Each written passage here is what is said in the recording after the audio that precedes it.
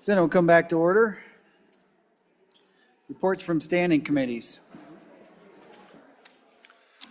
Mr. President, dated February 27th, 2026, your committee number 4, Education, to whom was referred House Bill 159, Safeguarding Personal Expression at K through 12 Schools, respectfully report same back to the Senate with the recommendation that it do pass as amended. Voting aye, Senators Brennan, Olson, Rothfuss, Schuler, and Scott. Signed, Senator Schuler, Chairman. Mr. President, dated February 27th, 2026, your committee number 7, Corporations, Elections, and Political Subdivisions, to whom was referred House Bill 52, engrossed, Elections, hand counting for recounts, respectfully reports same back to the Senate with the recommendation that it do pass as amended. Voting aye, Senators Boner, Dockstader, and Steinmetz. Voting no, Senators Case and Landon. Signed, Senator Case, Chairman. Mr. President, dated February 27th, 2026, your committee number 7, Corporations, Elections, and Political Subdivisions, to whom was referred House Bill 22, engrossed, recall of elected municipal officers, respectfully report same back to the Senate with the recommendation that it do pass as amended. Voting aye, Senators Boner, Case, Dockstader, Landon, and Steinmetz. Signed, Senator Case, Chairman. Mr. President, dated February 27th, 2026, your committee number 9, Minerals, Business, and Economic Development, to whom was referred House Bill 120, engrossed, Energy Product Reclassification and Sovereignty Act, respectfully report same back to the Senate with the recommendation that it do pass as amended. Voting aye, Senators Anderson, Cooper, Jones, voting or excused, Senators Nethercott and Rothfuss. Signed, Senator Anderson, Chairman. Mr. President, dated February 27th, 2026, your committee number 9, Minerals, Business, and Economic Development, to whom was referred House Bill 16, engrossed, Secretary of State, expedited filings, respectfully report same back to the Senate with the recommendation that it do pass as amended. Voting aye, Senators Anderson, Jones, and Rothfuss. Excused, Senators Cooper and Nethercott. Signed, Senator Anderson, Chairman. Thank you. Lots of green papers flying around here. Let's start with Senator Case. Do you have a re-referral for me, Senator Case? I do, Mr. President. Could you remind me what that number is? Off the top of my head, it's House Bill 52, engrossed, and you'd like it to be re-referred to committee number 2, if I'm thinking clearly. I would, and off the top of your head, do you know the cat's title, Mr. President? That I don't. I'm not that good on a Friday. Let's see here. 52. It is Elections, hand counting for recounts, House Bill 52. Perfect, Mr. President.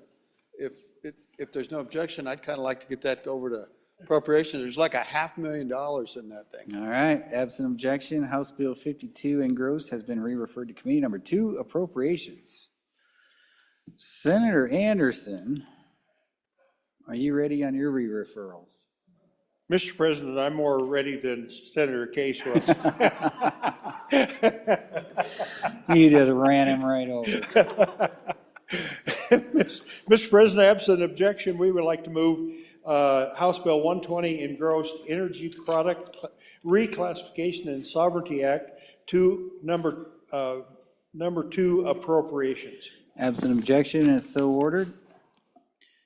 And you have another one. One more, Mr. Yes. President. Mr. President, without objection, we would like to move House Bill 16, engrossed, Secretary of State expedited filings to number 2, appropriations. Absent objection, House Bill 16 and House Bill 120 have been re-referred to committee number 2, appropriations. Okay.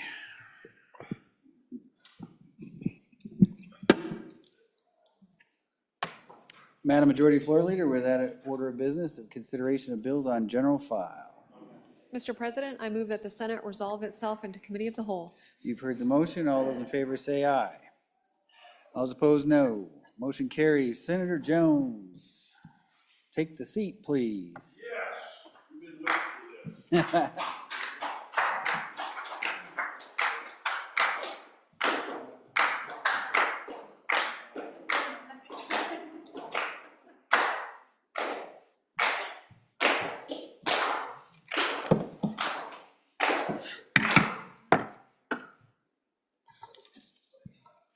The Committee of the Whole will please come to order. First bill for our consideration is House Bill 69. The reading clerk will read in the House bill.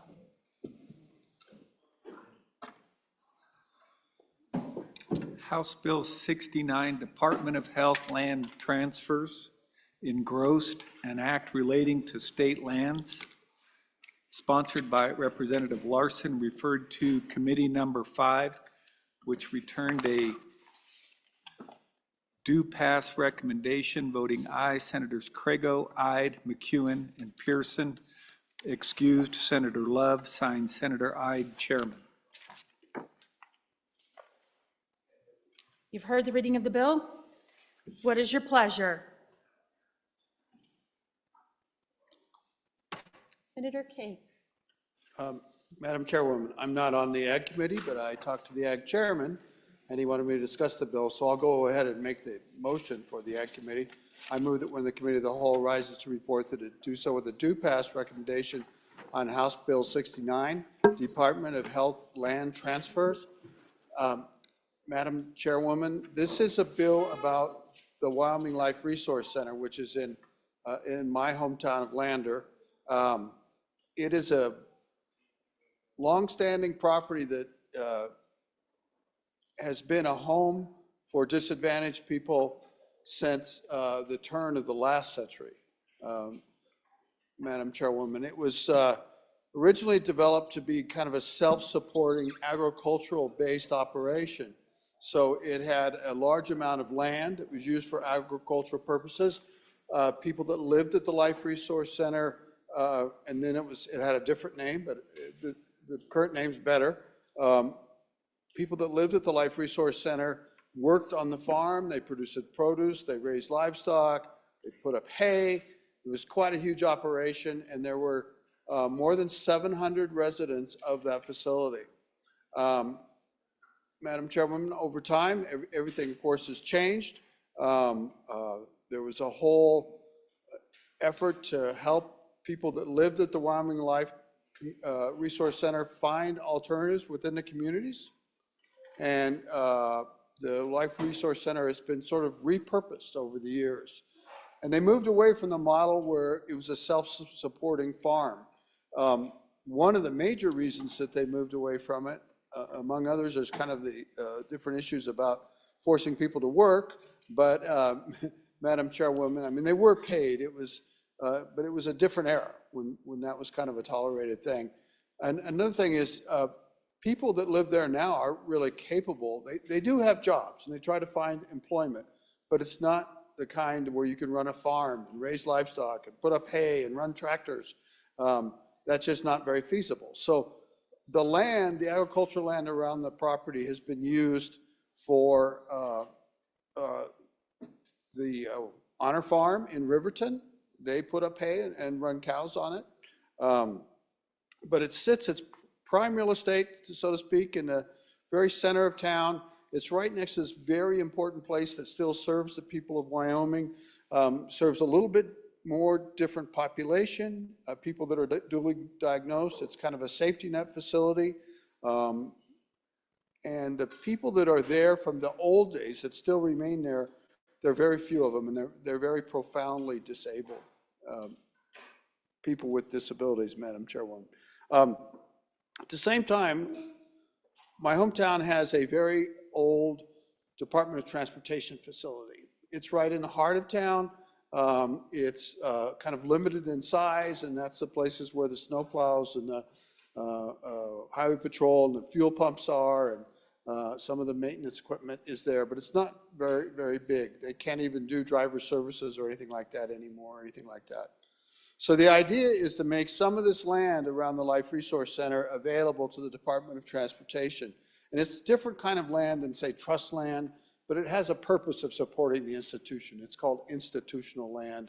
And a few years ago, we passed a bill, quite a few years ago, it was when I believe my colleague Senator Bebout was here. He led an effort to do something about making easier to make institutional land available for community uses.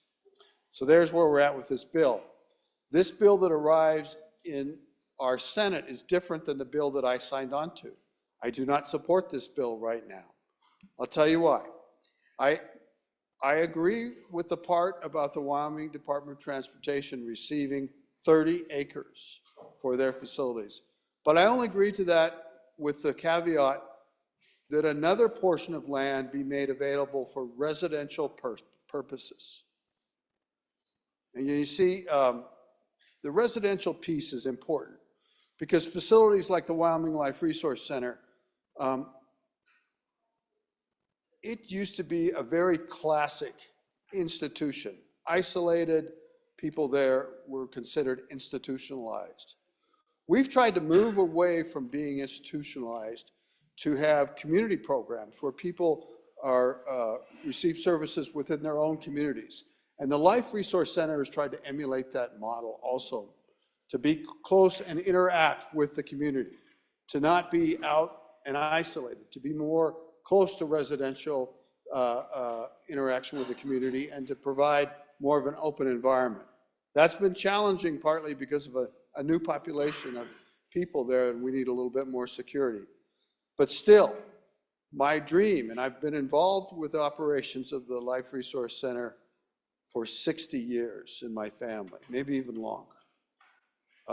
And so my father was a pharmacist up there. I was a long time guardian of a person up there that finally passed away. I was a volunteer up there in high school. My mother was a volunteer. Our families have always been very intertwined. But I've always felt that it was important that this beautiful land be available to help the town of Lander grow. And so I proposed a bill with my co-sponsor down the hall. He's the lead sponsor, to have part of the land go for the Department of Transportation for needed up facilities that they have. Another piece, that was 30 acres. Another piece, about 90 acres, would be made available for residential homes. Our friends down the hall didn't like the idea of the residential piece. And I think maybe because it wasn't as well thought out as it could have been. I will give them credit on that. So you can see that there's a committee of the whole amendment, and I'd appreciate if we could read that in at this time. The reading clerk, read in the amendment, please. House Bill 69, Committee of the Whole, Amendment Number 1, page 1, line 1. I would move Committee of the Whole Amendment Number 1 to House Bill 69 and ask for your favorable consideration. This puts back in that 90 acres would be made available for residential development, but it does it in a perhaps better way than the original bill had it, Madam Chairwoman. The original bill essentially suggested that the land be given to the city of Lander. That doesn't seem like a very good way when you reflect on it. That we have an obligation to dispose of state property at a market value or some kind of an auction. And so what this does is say that 90 acres would be made available for residential development. And it doesn't specify how the procurement would occur, because I'm told by our staff that we actually don't have to do that, that in our procurement rules, they would require that it be done at market value, and that would probably involve an auction. And that is the way that property was disposed of around the Honor Farm in Riverton a few years ago, which has become the site of a new hospital and other development in the city of Riverton. So what this says is we're going to make 90 acres available for someone to come and buy it and make a proposal for residential development. That is the restriction. It's not going to be for a refinery. I like refineries. I just don't think that's the right spot for a refinery. It's not going to be for gravel pit or other things. It'd be for residential. It's right in the heart of town, and or as the town has grown, it would be ideal for residential. I'm not saying what kind of residential, Madam Chairwoman. I'm hoping it's a broad spectrum of residential within the city limits of Lander, but I think we'll let developers make proposals and put their money where their mouth is, and let the private sector work. But this achieves the dream for me of kind of protecting the Life Resource Center from being encroached by non-compatible uses.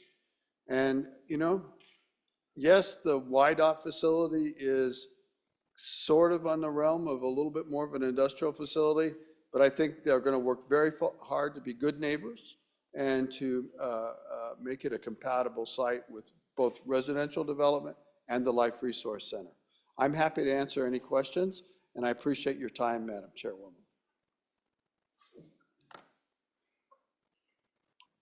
Senator Pearson. Thank you, Madam Chairwoman. So I would be curious to know, is the 90 acres that we're talking about possibly for housing, is that taking 90 acres away from the Honor Farm that is currently using some of that adjacent land for whatever the Honor Farm is doing as far as ag production? So thank you.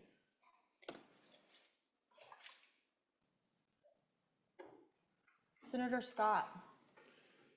Madam Chairman, my question is somewhat related to that, and that is, suppose sometime in the future, we need to expand the Life Resource Center.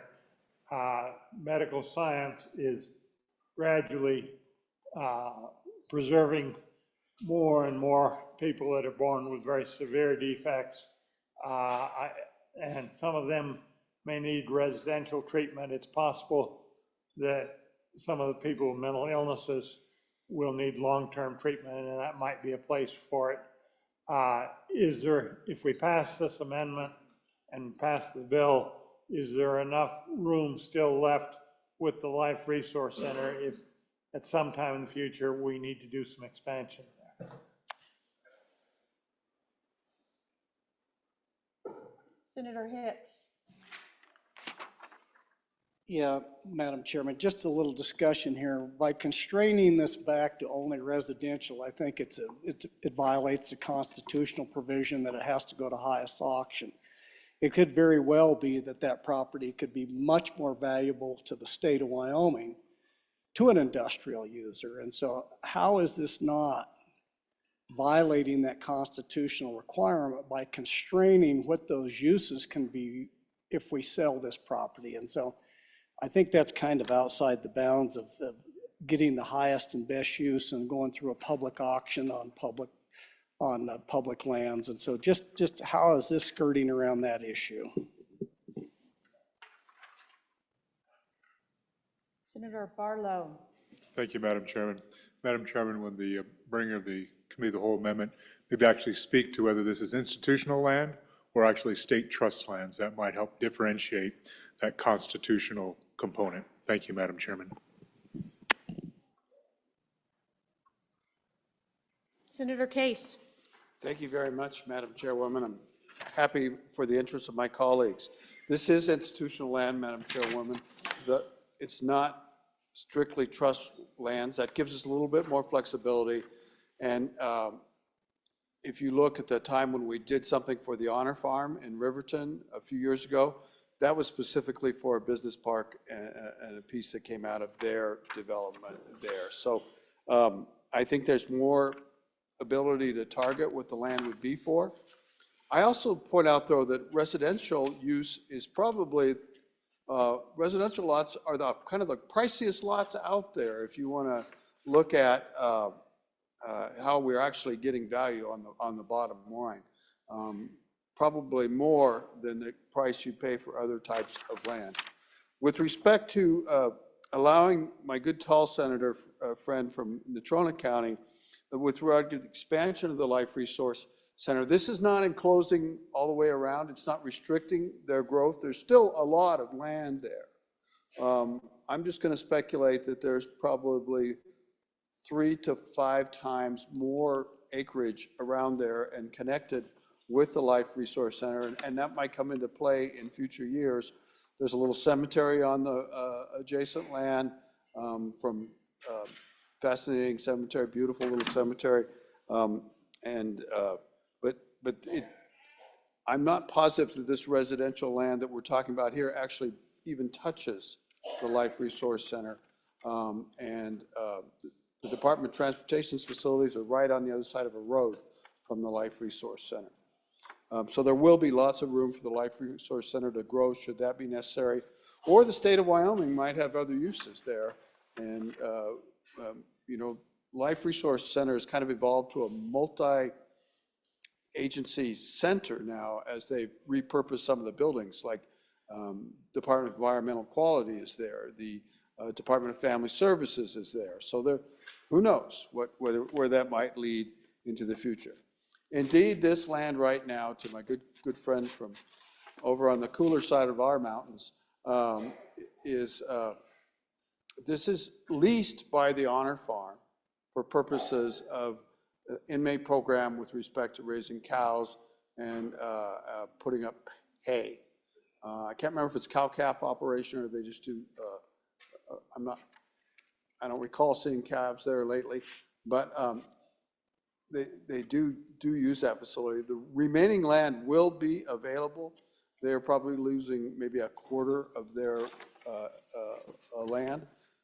Certainly there are other leases from private individuals. You can, and maybe possibly closer to where they need to be.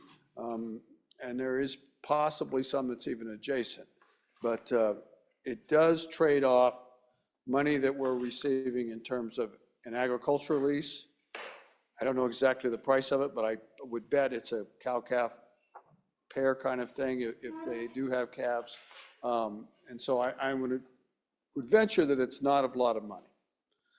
It does provide part of the operations of the Honor Farm in Riverton, but that's almost 30 miles away.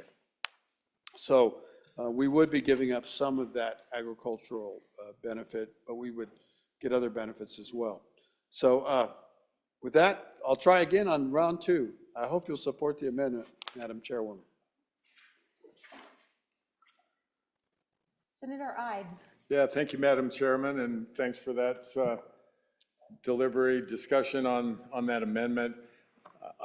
I was taking care of some business down the hall here, and I got in a little late, so I apologize for that. I'm trying to catch up, but in committee, this bill, this was amended essentially, and correct me if I'm wrong, good senator in the back, was amended out in the other chamber, and that was a lot of the reason why I was in favor of this, because it just limited it to land for the DOT, 28 acres. And now I think we're trying to bring back in that extra land for housing, if I'm understanding it right. And I apologize, but I'm on and against the amendment if that's where we're at with this, just for the fact that I don't think, the housing aspect should be strictly to private developers and not let the government be involved in that. It usually goes the wrong way and gets more expensive. So thank you, Madam Chairman. Senator Landon.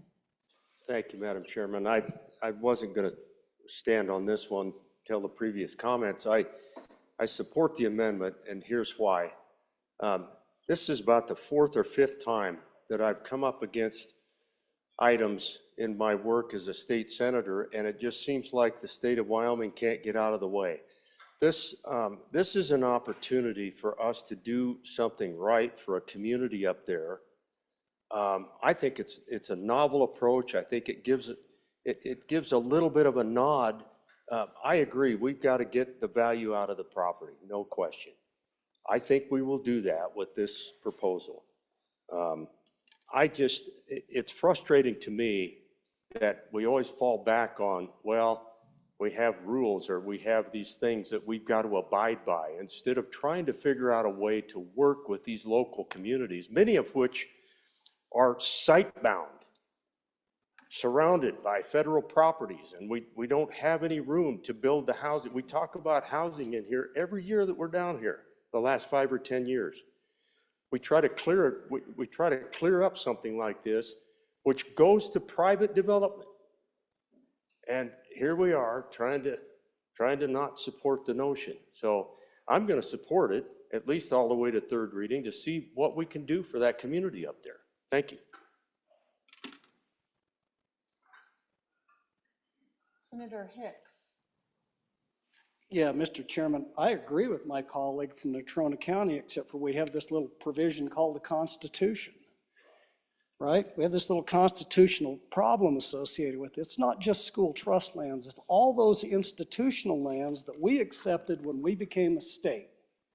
So that's your university lands, that's your state hospital, that's your prison. All these other institutional lands fall underneath that when we accepted the deal with the United States government to come into the state of Wyoming, that we accepted those lands, and we have that little provision called Article 18, Section 1. And it says, such land shall be bestowed only at public auction to the highest responsible bidder. I agree with my colleague, but we're bound to the Constitution. And this steps outside of the Constitution because these institutional lands were granted to the state of Wyoming as part of our Act of Admissions. So it's much broader under our Constitution than just state trust lands. It's institutional lands as part of that Act of Admission. I agree we need to do this. But I think if we do it, then we're violating our oath of office under the Constitution of the state of Wyoming.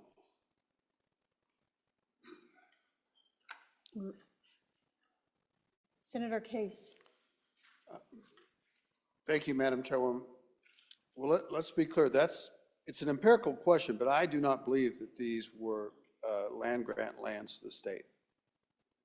Okay, I don't know when they were acquired for this purpose. And I also know in terms of the institutional land, what we're proposing to do around Lander is no different than what we did around the neighboring community to the north of us with respect to institutional land around the Honor Farm, which became the basis for a new hospital that's going to be completed this year there, and a business park area.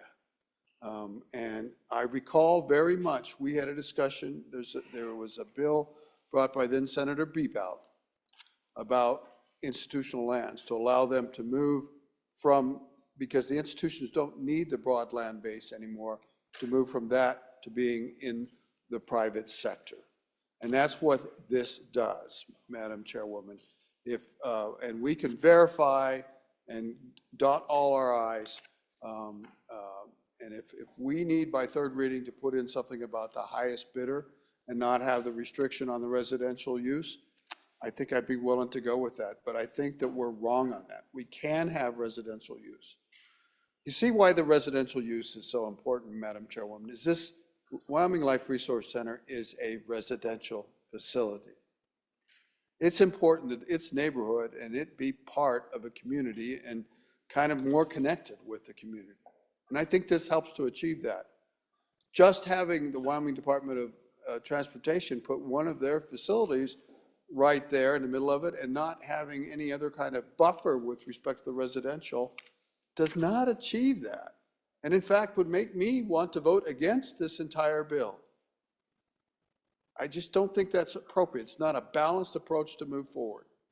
Madam Chairwoman, I want to apologize to the Ag Committee Chairman in the sense that I did not get the notice on this bill.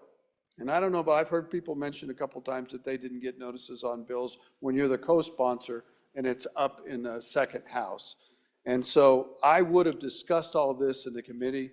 My good friend and co-sponsor, who's the lead sponsor on this bill, came over and told me that it had gone through committee, and I was just floored. I felt very bad about myself. I really wanted to be there. I'm not trying to do it around the committee, but what I am trying to do is to make 90 acres available to the private sector to develop housing.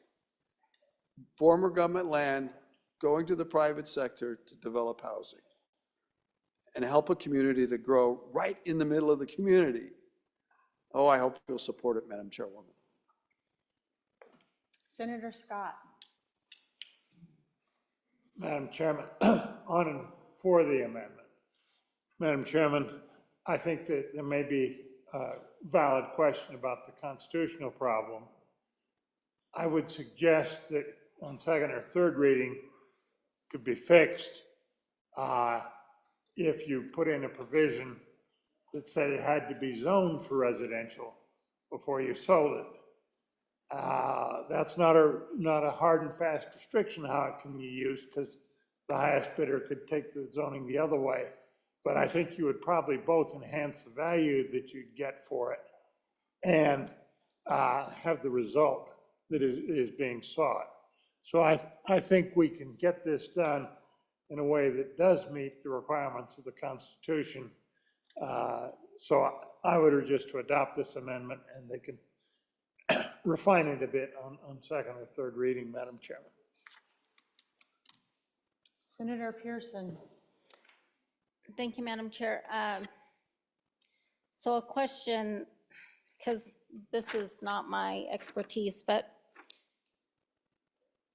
Department of Transportation wants 28.94 acres, and in this amendment, it's asking for 90 acres in exchange. So when I'm looking at this map, there are two other parcels, one for 35 acres and one for 33 acres. So where are we coming up with a 90-acre exchange is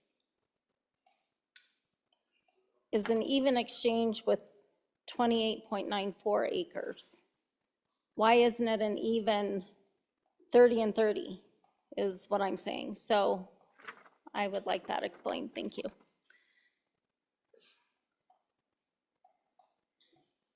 Senator Case. Madam Chairwoman, I'm sorry, I found it. So, Madam Chairwoman, you can see, if you have this, I didn't hand this out, and I apologize, that's my error.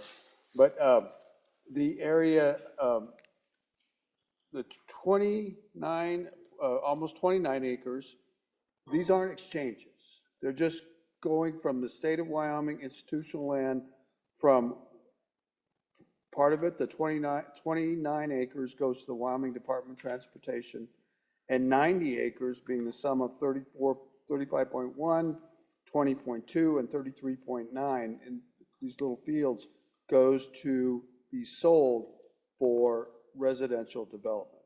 There's no exchange of land that comes back in. There will be at the old YDOT site, that's probably 5 or 6 acres. That will become available down the road, but that's an industrial property right now. I'm not sure how that'll happen, but there's no exchange. There's no exchange. And then you can see there are residual lands around there that are currently being used for grazing and production. That residual land is more than we're talking about with both the YDOT parcel and the combination of acreages to get the residential. So it's not the entire land around the facility. And I should have passed this out, and I will do that before we leave today. Senator Hicks. Madam Chairman, as the debate's been going on here, I've been trying to do a little research, and I would say, based on what I've found so far in the Constitution, the Act of Admission, I don't believe these lands were institutional lands granted to the state. I think they were acquired later. But we need to verify that. For that purpose, Mr. Chairman, I think we probably ought to move this along, kind of like my colleague from Natrona County, and we can verify that. But at least the initial research that looks like these are probably not some of the original land grant as part of our Act of Admission. So.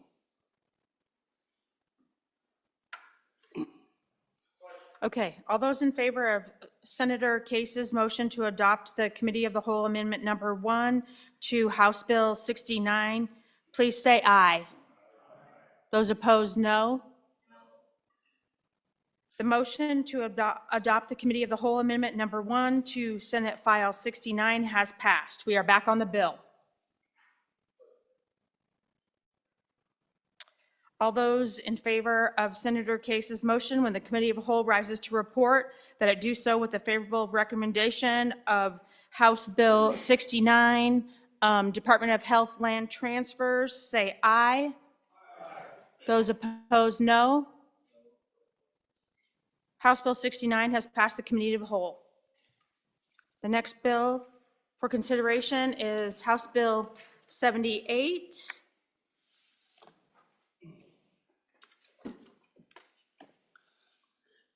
House Bill 78, Forest Health Grant Program, an act relating to the state forestry, sponsored by Water, referred to committee number 5, which returned a do pass as amended recommendation.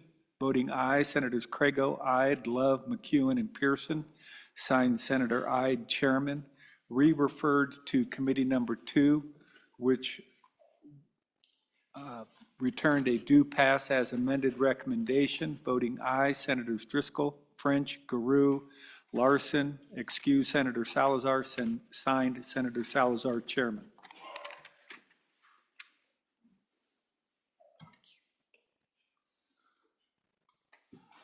You've heard the reading of the bill. What's your pleasure? Senator Ide. Yeah, thank you, Madam Chairman.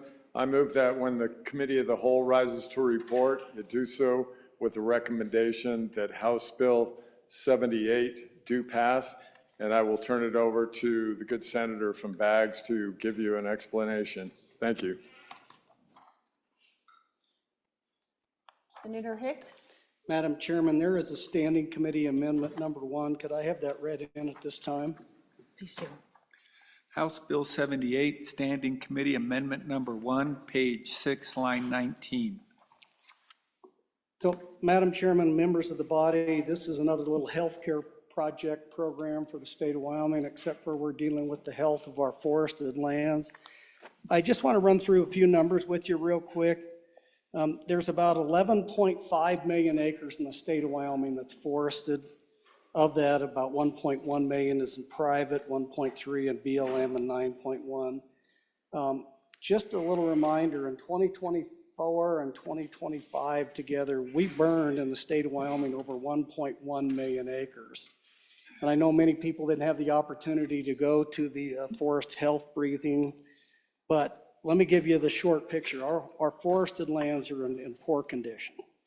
26% of all the forested lands in Wyoming are based on aerial surveys of beetle and mortality and disease, are projected to be dead in the next 15 years.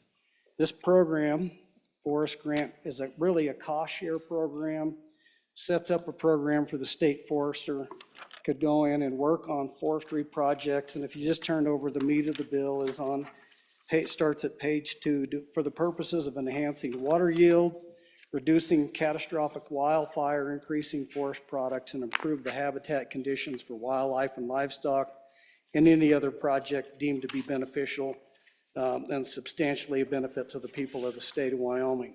Sets up a cost share program for 50% for these purposes on private state land, and if it's deemed beneficial by the state forester to also include these projects on federal lands, it would only be a 50% cost share versus the 75% on the other lands.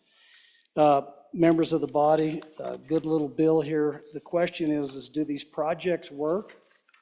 And if you look on a nationwide and even a statewide average, so the rate on investment, how much it costs to do a fuels reduction versus fuel suppression is about 7-to-1 on normal fires. When we get into these large catastrophic fires, like we had the Elk Fire, and then we had the Mullen Fire, then it gets to 10-to-1. So if we implement these fuel reduction and these forest health treatments, they save that much money by just fire suppression. That doesn't include all those other loss associated with grazing, timber, municipal watersheds, and the other question that comes up, do they work? And we have 2 specific examples here in Wyoming. Again, I'll reference 2 of the largest catastrophic fires in 2025. The Elk Fire that was ripping through the Bighorn Mountains over there literally ran into a project that had been implemented on both state land and national forests by our state forestry department through Good Neighbor Authority, and that fire stopped. And what it basically did was save the municipal watershed for the city of Sheridan. 2020, the Mullen Fire, 180,000 acres, roared across the top of the the Laramie Range over here. Same thing had happened, come to an area where the city of Cheyenne had worked with the Forest Service to do all these fuels reduction, and it stopped. So it didn't burn their infrastructure, didn't contaminate the infrastructure. So what this does is just set up a program that allows the state forester to go out and look at these projects and implement a cost share programs to meet those objectives. Madam Chairman, the standing committee amendment just changes the effective date from July 1st to immediately. They still have to promulgate the applications and the necessary things. If you haven't been paying attention, it's a pretty dry year and we're looking at potentially a big fire year. So the quicker we get this program stood up, the better off we are. So at this point in time, Madam Chairman, I'd ask for question on the standing committee amendment of changing the effective date to effective immediately.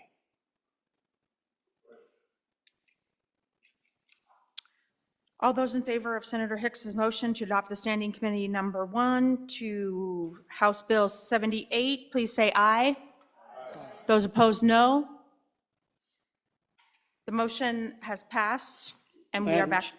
Madam Chairman, there's a standing committee amendment number 2, if I could have that read in at this Will you time. please read that in? House Bill 78, Standing Committee Amendment Number 2, page 6, line 5. Senator Hicks? Madam Chairman, I move standing committee amendment number 2 to House Bill 78 and ask for your favorable consideration. This is an amendment that was put on by our Appropriations Committee that moved the appropriations from $3 million a biennium to $5 million a biennium for the very reasons we just talked about. Madam Chairman, if there's no questions, I'd stand for the questions, and if there is, I would refer those to our Appropriations Committee. Senator Driscoll? Yes, stand in support of the amendment.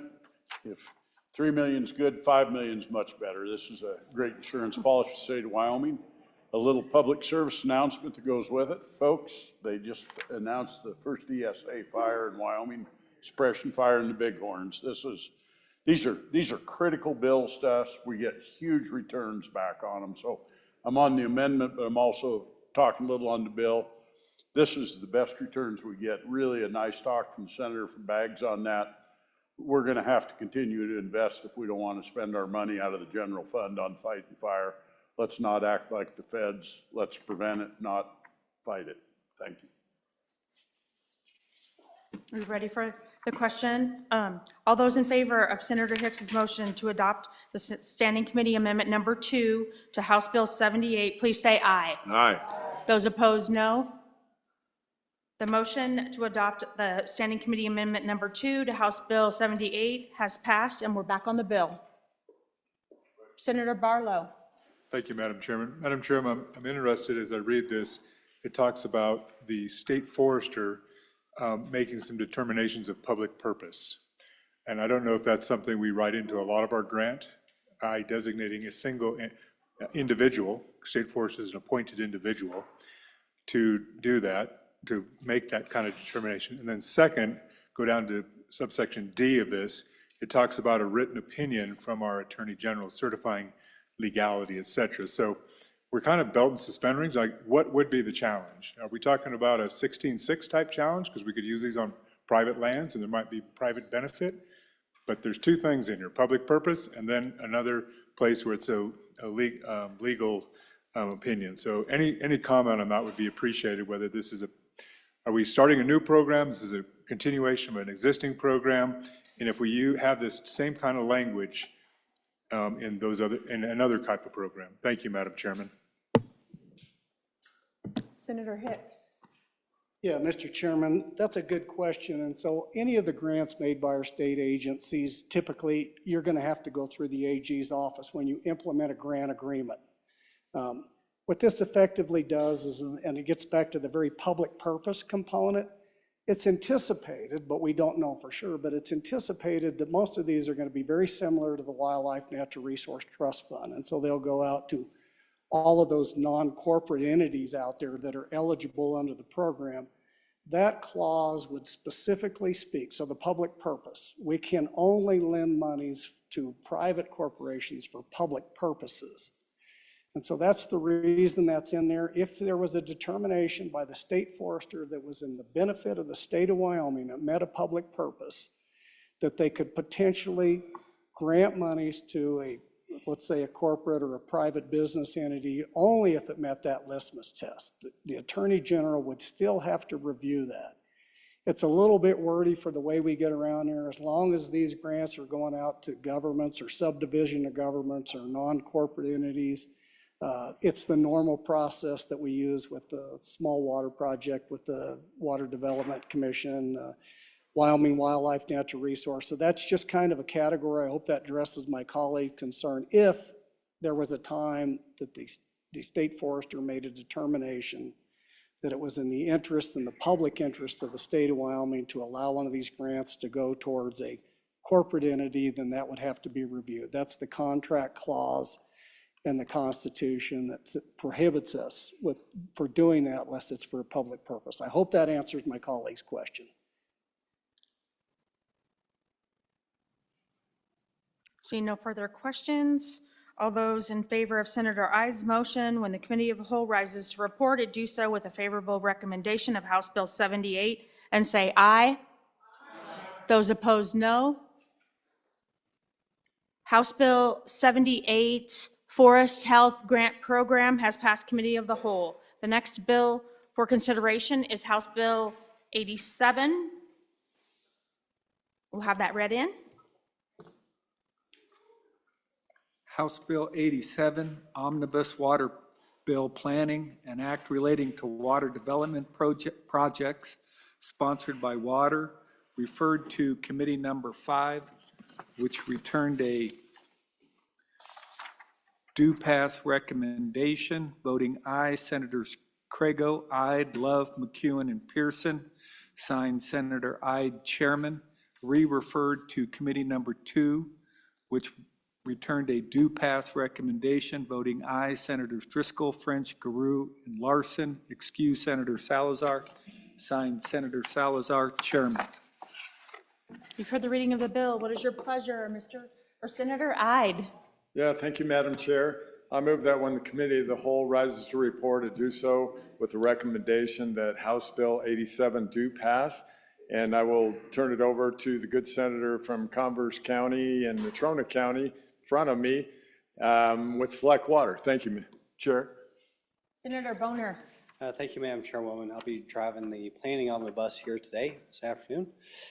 So I'll just go over briefly. You can probably read these projects quicker than I can read them out loud.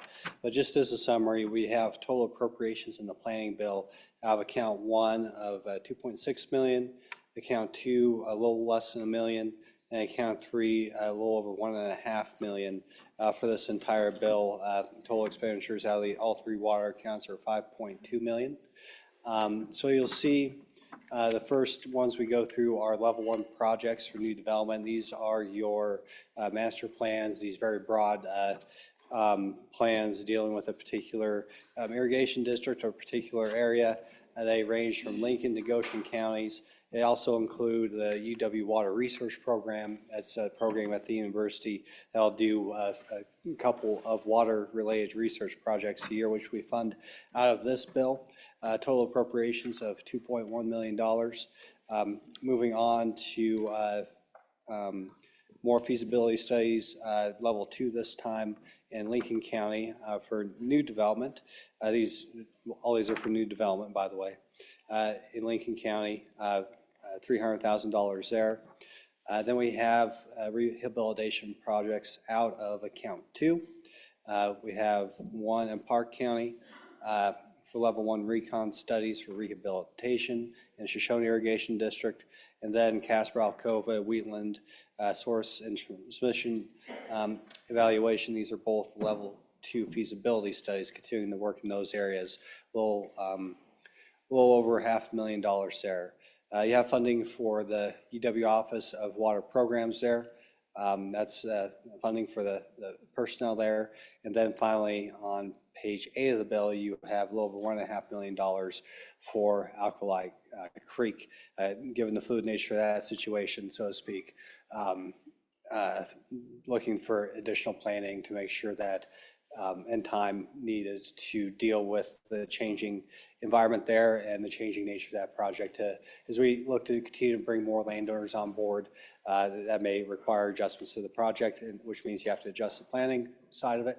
And so that's that $1.5 million there. So that's a brief overview. Don't know how much detail to go into with this bill, but certainly would stand for any questions. I'll do my best to answer them. Senator Steinmetz. Thank you, Madam Chairman. Just a question on the Alkali Creek project. Is that an expenditure out of the 59 million that's currently sitting in Water 3 and is encumbered by them as of right now? Because we had a long discussion on that the other day. And just a little more discussion on why, you know, we're spending the 1.5 million or releasing that to them when so many issues still remain.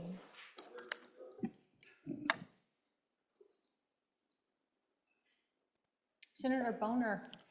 Okay, see if we can get that one. So this is an additional appropriation out of account 3. This has not been appropriated to this project to this point, so it's additional funding, to be clear. And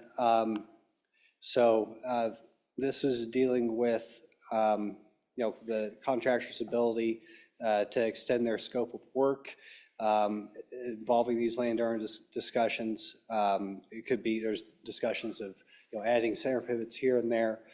So it's expanding that scope of work to account for the ongoing negotiations. That's what it's there for, pushing back the reversion date and then increasing the funding for the planning associated with the project as it evolves. So that's what it's for. Senator Landon. Thank you, Madam Chairman. Just a real quick question regarding some of these feasibility studies. And there's a water research grant that we're giving to the University of Wyoming. Maybe a little bit on that, but I noticed these feasibility studies, and they're up there.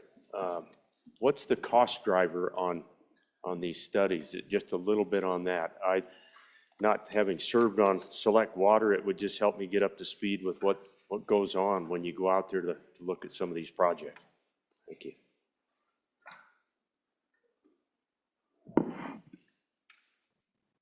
Senator Boner.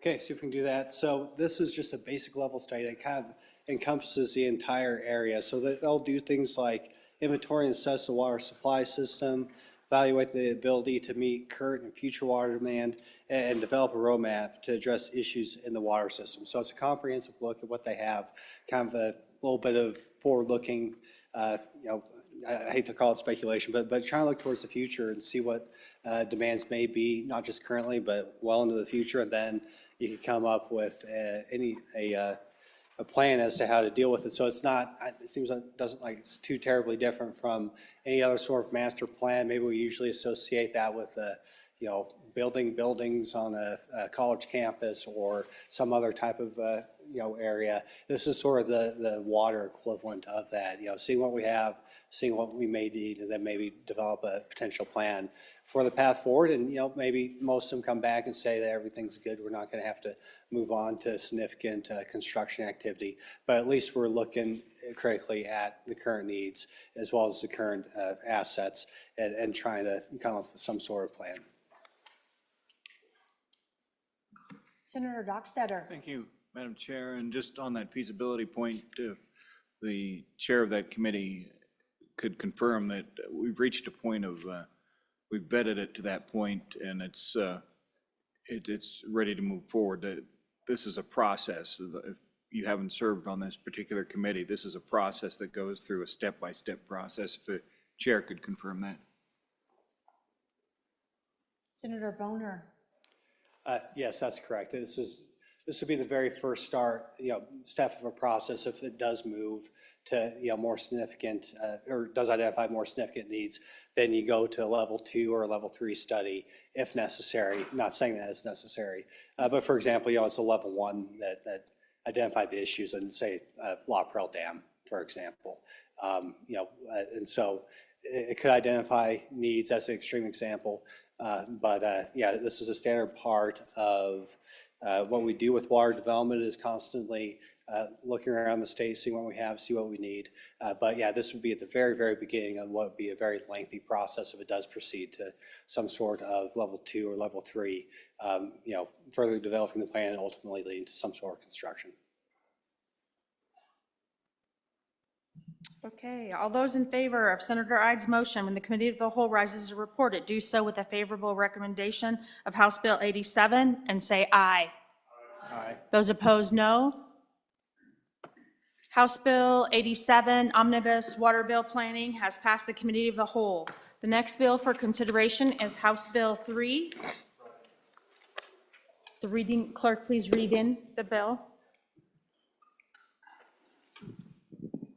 House Bill 3, Wyoming Pregnancy Centers, Autonomy and Rights, an act relating to public health and safety, sponsored by Labor, referred to Committee Number 10, which returned a do pass as amended recommendation, voting ayes, Senators Brennan, Crum, Hutchings, Scott, and Steinmetz, signed Senator Brennan, Chairman. You've heard the reading of the bill. What is your pleasure, Senator Brennan? Thank you, Madam Chairman. I move that when the Committee of the Whole rises to report, it do so with the recommendation that House Bill 3 do pass. There is a standing committee amendment, if we could have that read in at this time. Will the reading clerk please read the amendment? House Bill 3, Standing Committee Amendment Number 1, page 5, line 18. Thank you. I would move Standing Committee Amendment 1 to House Bill 3, and for an explanation of the bill and the amendment, I would ask for Senator Steinmetz. Senator Steinmetz. Thank you, Madam Chairman. And I will explain the bill and the amendment as I go. This bill is designed to protect pregnancy centers from government interference, discrimination, or coercion based on their pro-life mission and beliefs. You will find the findings on pages 1 through 3, definitions on pages 4 through 7. The bill makes it clear that pregnancy centers cannot be penalized, restricted, or shut down simply because they do not provide, refer, or promote abortion or abortion-inducing drugs or contraception. And this is all found on pages 8 through 9. State and local authorities may not block these centers from offering pregnancy testing, counseling, prenatal care, childbirth-related services because of their beliefs. The bill also protects a pregnancy center's right to counsel women about all pregnancy-related care, including information about treatments that may reverse the effects of abortion-inducing drugs. Government entities cannot censor or prohibit these conversations. Additionally, the bill safeguards the center's staffing and hiring decisions. Pregnancy centers cannot be forced to hire, retain, or interview employees who do not support the center's mission or agree to operate according to its pro-life ethical standards. To ensure these protections have real enforcement, on page 10, the bill allows pregnancy centers or anyone harmed by a violation to file a civil lawsuit. If they prevail, they are entitled to the triple amount of the damages, a minimum recovery of $5,000. Full reimbursement of court costs and reasonable attorney fees. These remedies are cumulative and do not limit any other legal options available under state or federal law. The bill also allows the state legislature to intervene directly in court cases where the law's constitutionality or legality is challenged. That is found on page 11, ensuring the law is properly defended. Finally, the bill clarifies governmental immunity provisions in state law and sets an effective date of July 1st, 2026. So that is basically the bill, and then the amendment is found on page 5. We're just taking out on section D on line 18, pre-viability separation, and on line 19, when the procedure is, on line 20, judgment, and inserting the word is. So it just cleans it up to perform a procedure based on reasonable medical judgment is necessary. And then we are just striking a definition on page 7, lines 6 through 16. So with that, Madam Chairman, I'd ask that we dispose of the amendment or take questions on the amendment first. Any questions on the amendment? All those in favor of Senator Brennan's motion to adopt a standing committee amendment number 1 to House Bill 3, please say aye. Those opposed, no. The motion to adopt standing committee number 1 to House Bill 3 has passed. We are back on the bill. Senator Steinmetz. I would stand for questions on the bill or call for the questions if there are none. Senator Scott. Madam Chairman, there is a committee of the whole amendment. We have that amendment read in. House Bill 3, Committee of the Whole Amendment Number 1, page 1, line 5. Senator Scott. Madam Chairman, I move adoption of the committee of the whole amendment.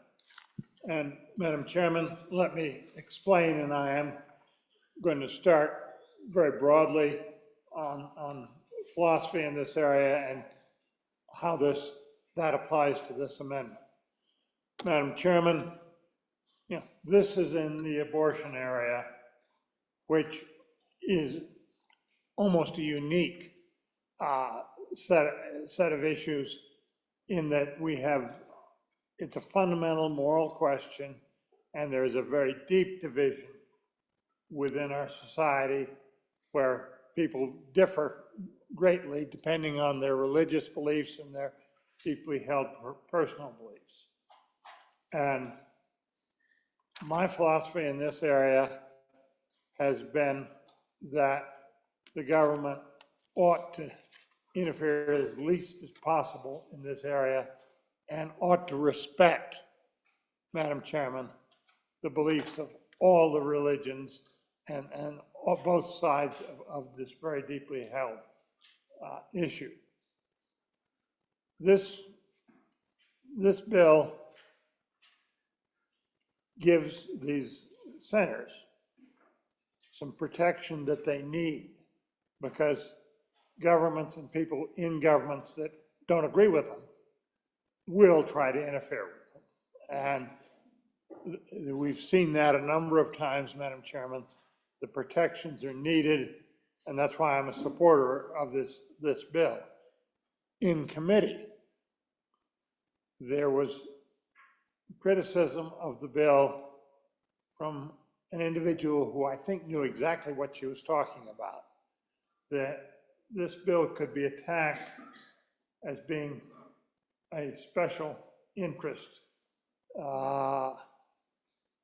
provision, not a general enactment, and violate Article 3, Section 27.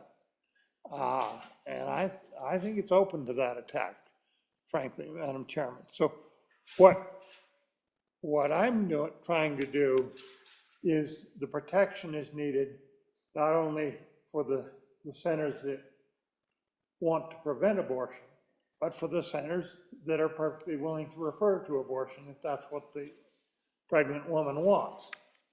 So what the amendment does is it goes into the definition, allows the definition to apply both ways, and then the provisions say we're not going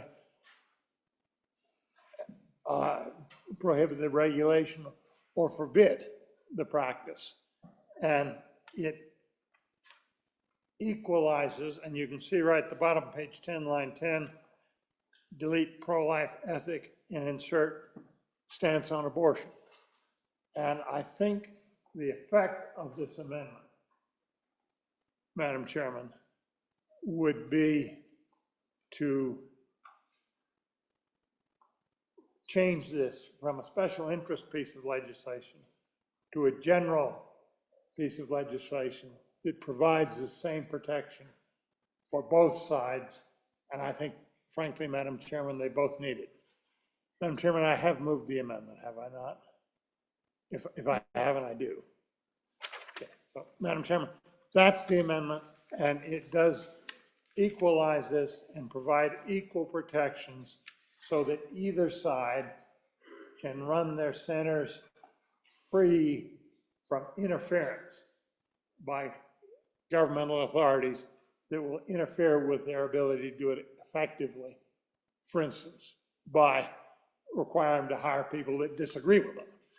You'll still have the same ability to deal with other general provisions, you know, if there's a minimum wage law, for example, would apply to somebody who wasn't a volunteer, to an employee, equal. That's not interfering with the thing. But you can't tell, you gotta hire somebody that disagrees with your stance on abortion. You're trying to make it so these centers can operate free of government interference. So I urge adoption of the amendment and then adoption of the bill. Any questions on the amendment? Senator Steinmetz. Thank you, Madam Chairman, and with great respect for my good tall colleague from Bates Creek, I would challenge this amendment on Rule 11.6 and explain to you why I think this is not germane to the bill, because I will be asking you to give me a ruling from the chair. Basically, this changes the entire intent of the bill. When you go into the title, we're talking about pregnancy centers for the oversight or regulation based on the center's stance against abortion, and changes it to or for. And so I believe that completely changes the direction of the bill, and I would request a ruling from the chair on Rule 11.6.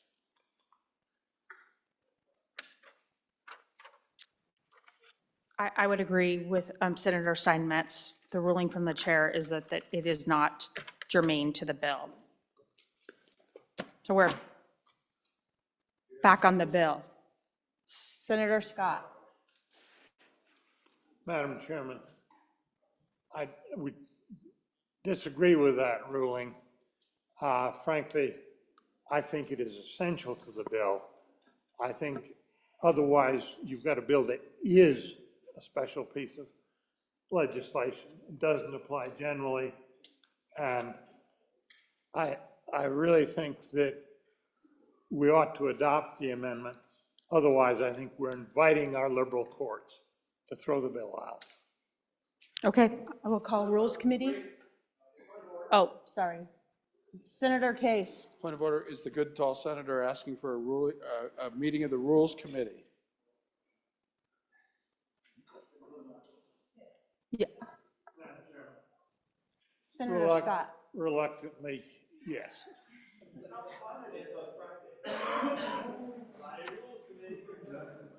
Now we need a meeting of the Rules Committee.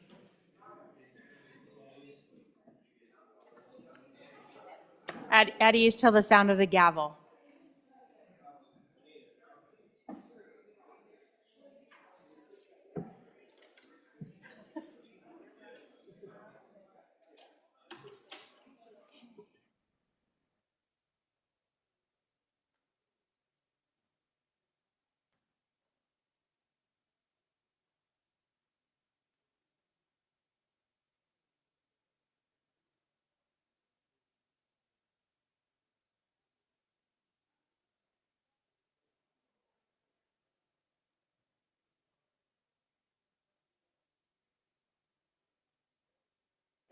Rules Committee to meet in the upper front corner.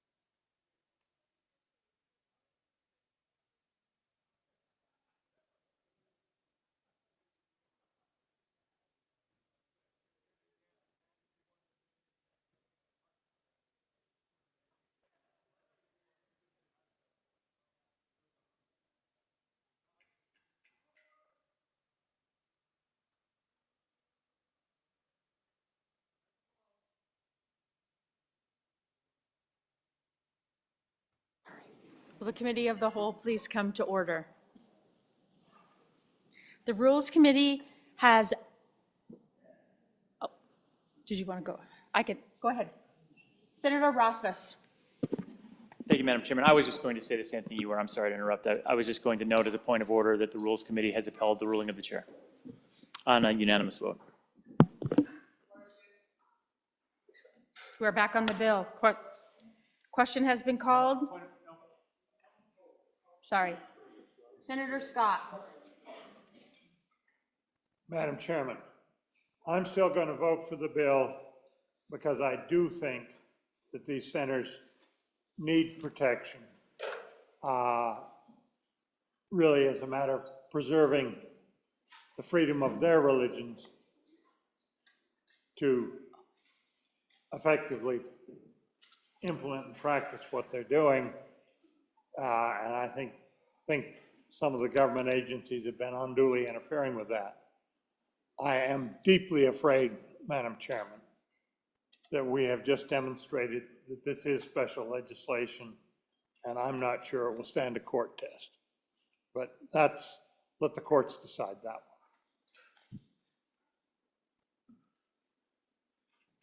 one. Senator Landon.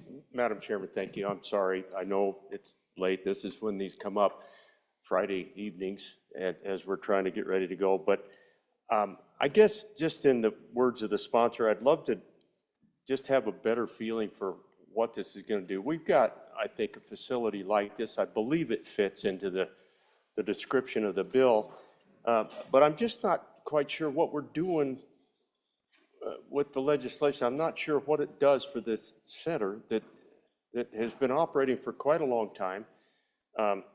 These come in from somewhere else, and I just don't know what it does for Wyoming. What exactly are we doing for? I'd just like a little more discussion, and then on we go. Thank you. Senator Hutchings. Thank you, Madam Chair. To the good senator in the back from Natrona County, we are seeing across the United States heightened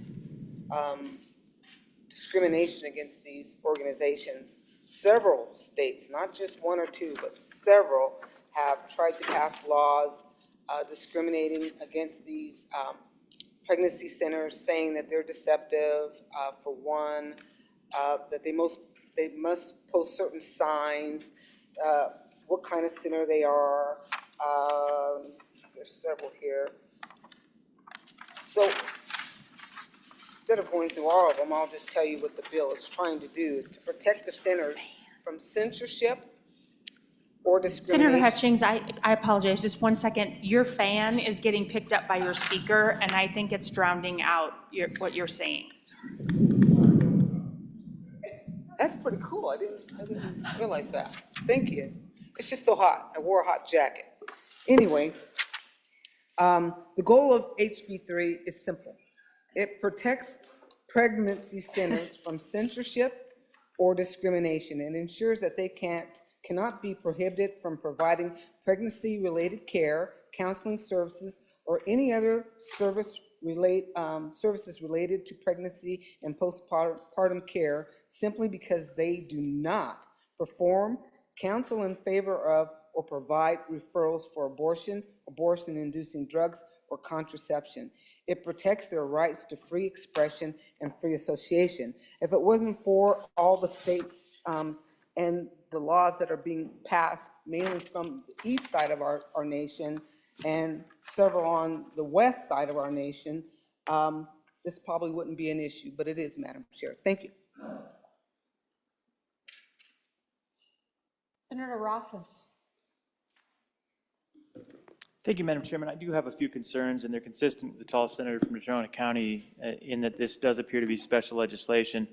I do feel that if it had been written in a way that was balanced to provide protections across the board, regardless of specific personally held beliefs, then it might be constitutional, but it doesn't do that. It clearly advantages one particular belief system at the expense of alternative belief systems. And And Madam Chairman, just imagine if this bill were identically written, but instead were for providers of abortion services.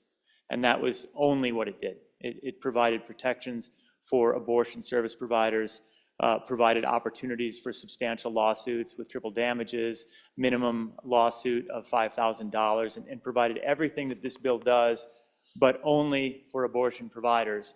Madam Chairman, I don't know that it would sail through this legislature with quite the level of enthusiasm. And that's because it is a specific interest. And again, that specific interest might be resonant with many individuals in this chamber and around the state, but at the end of the day, there are diversity of opinions, and writing special legislation that specifically espouses or advances one particular view at the expense of others is going to be a constitutional concern. So I'm concerned from that standpoint, Madam Chairman.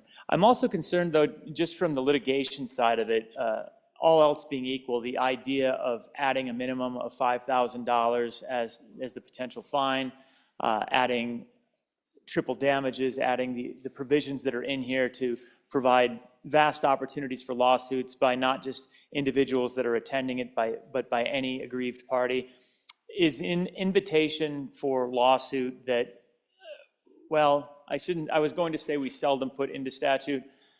I guess we have put into statute a lot more recently than maybe we should, but it's not necessarily wise to just light up statutes with rights of action, and this is a bill that certainly does that. So, Madam Chairman, I guess what I would ask is, are we really hearing that there are problems out there, that people are struggling, that these clinics are struggling? I mean, by the count and by the testimony, you have 11 of these clinics around the state, and you've only got one place in the state of Wyoming that is available to provide abortion services. So just on count alone, it seems like they're outperforming. I don't understand why we need this legislation. I do think that even if we did need this legislation, it would be special legislation, not provide equal protection, and probably be challenged in the court. Senator Scott. Madam Chairman, let me first address the question that has arisen in a couple of speakers now as to the need for the bill. We have seen across this country a number of instances where particularly local governments, but also state agencies have sometimes tried to require these centers to make referrals that are against their principles, hire people that do not agree with their point of view, and frankly, we need to put a stop to that because that is an attack on the freedom of religion. I do think that many of the objections, the litigation provision, I think is objectionable. The lack of balance in the bill, because I think the other side needs the protections too. I think the bill is at grave risk, but I think the need for protections and, a variety of local governments across this state, there's even one set that's sometimes referred to as the People's Republic of,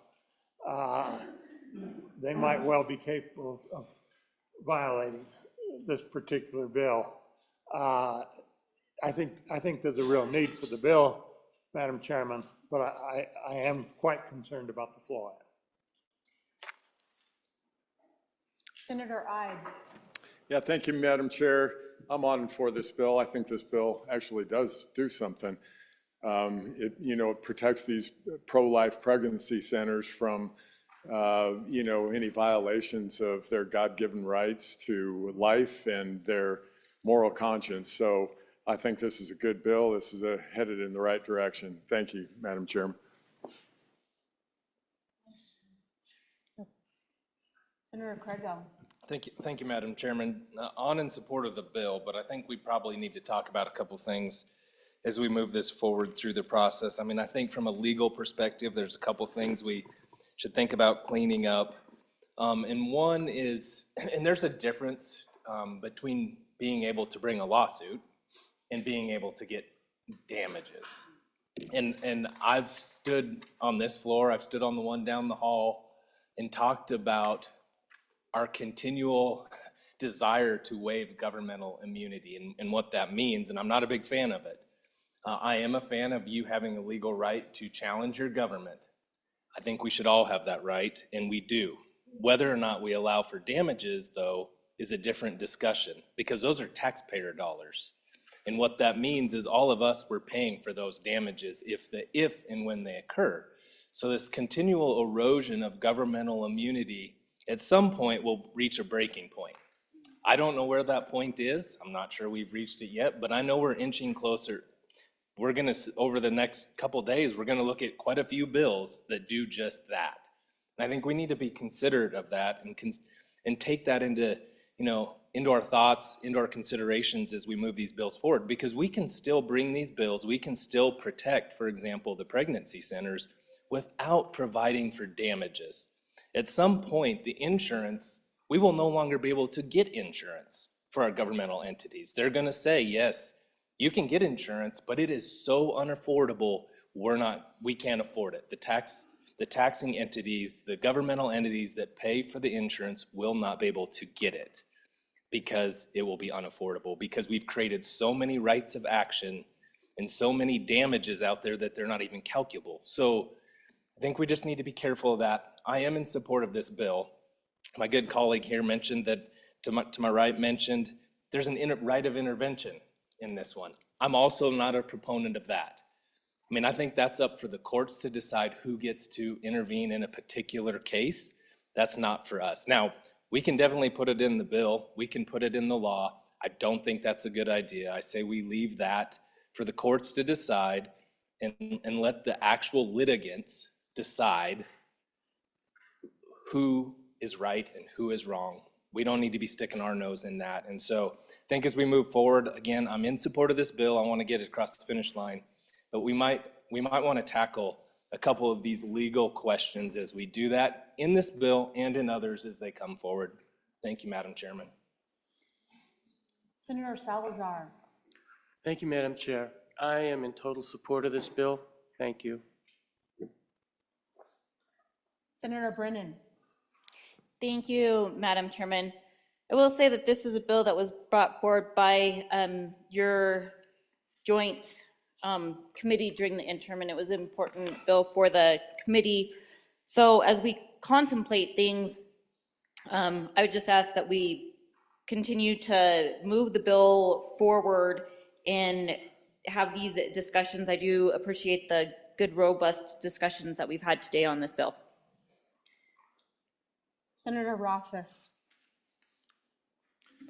Thank you, Madam Chairman. I do have a couple of other questions. We have worked and passed legislation that required extensive practice rights, ensuring that medical providers, healthcare providers at facilities that are providing abortions have full medical privileges at their local hospitals, that there's a hospital nearby, and all of that is actually in statute. Some of it's been challenged, but it's in statute right now, and this body passed that.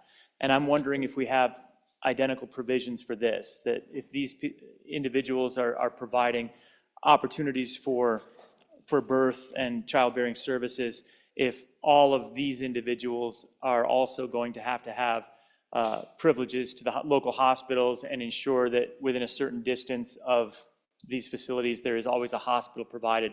It seems that, again, from an equal protection standpoint, you would want to make sure that those provisions of statute were identical.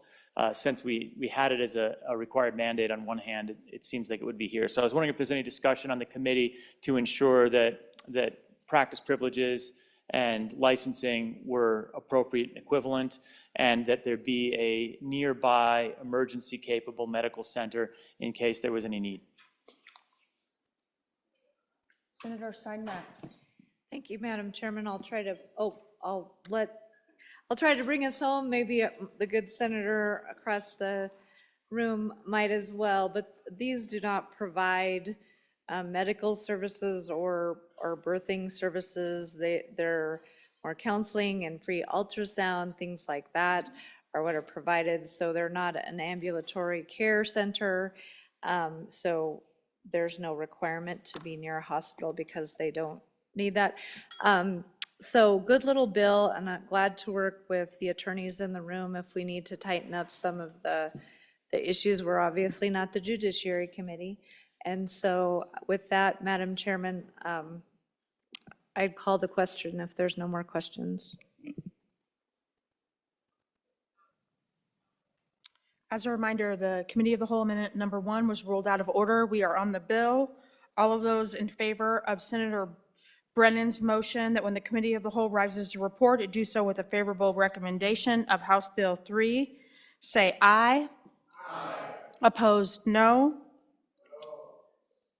House Bill 3, Wyoming Pregnancy Centers Autonomy and Rights, has passed the Committee of the Whole. The next bill,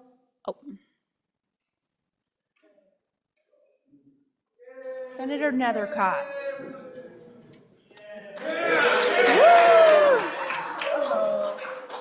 Madam Chairman, I move that the Committee of the Whole rise and report. You have heard the motion. All in favor say aye. Aye. Opposed, no. Motion carried.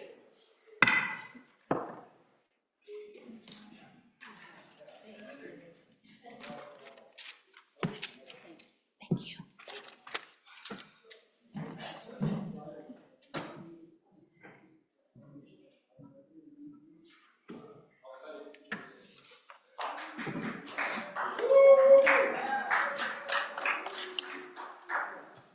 Let's hear that Committee of the Whole report.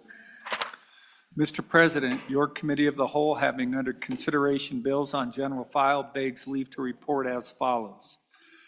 House Bill 69 engrossed, do pass, amended. House Bill 78, do pass, amended. House Bill 87, do pass. House Bill 3, do pass, amended. Senator Jones, Chairman. Senator Jones. Mr. President, I move for the adoption of the Committee of the Whole report.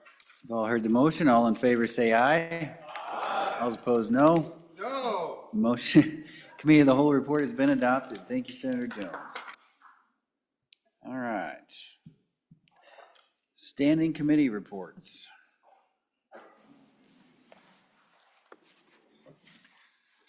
Mr. President, dated February 27th, 2026, your Committee Number 1, Judiciary, to whom was referred House Bill 96, carrying of concealed weapons age requirement, respectfully reports same back to the Senate with the recommendation that it do pass, voting aye, Senators Hicks, Kolb, and Olson, excused Senators Crago and Crum, signed Senator Olson, Chairman.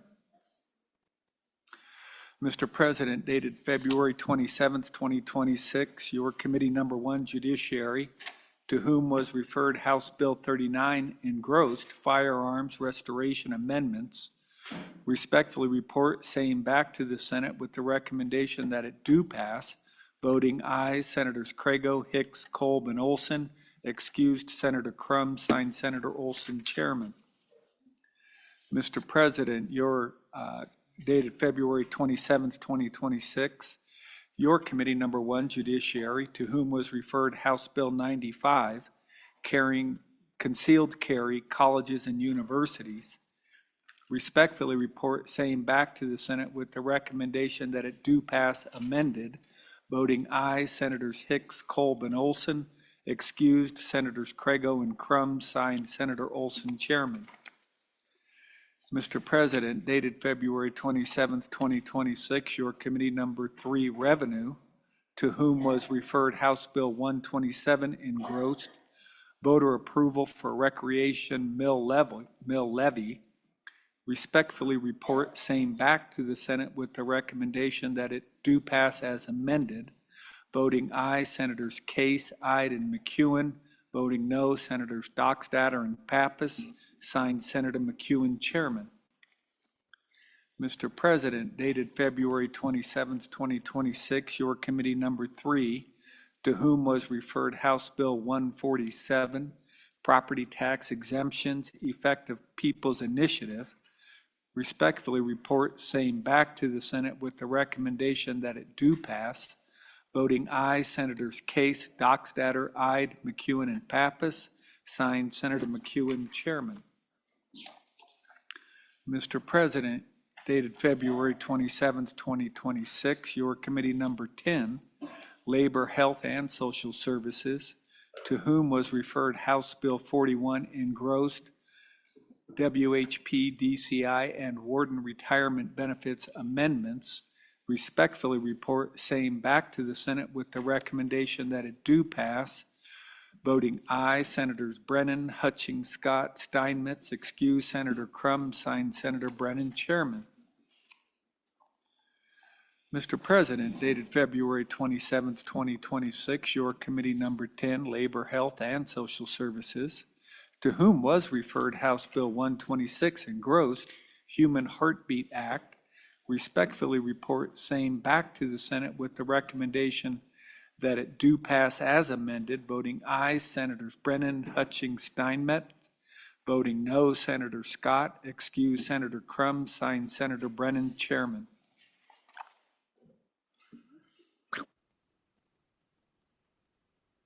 Is that it? All right, Madam Majority Floor Leader, that clears the desk.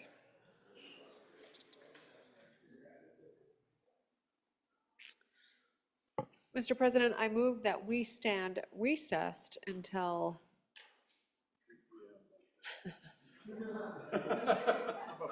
11 a.m. on Monday.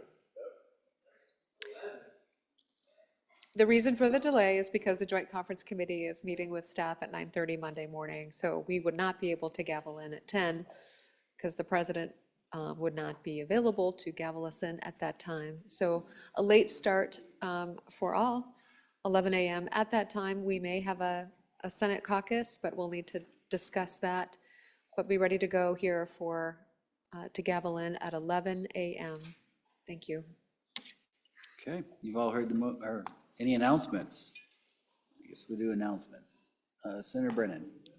Thank you, Mr. President. Your Senate Labor, Health, and Social Services Committee will meet Monday, March 2nd upon noon recess in Capitol Extension Room E001 and online to hear House Bill 80 engrossed identification cards renewal for care facility residents.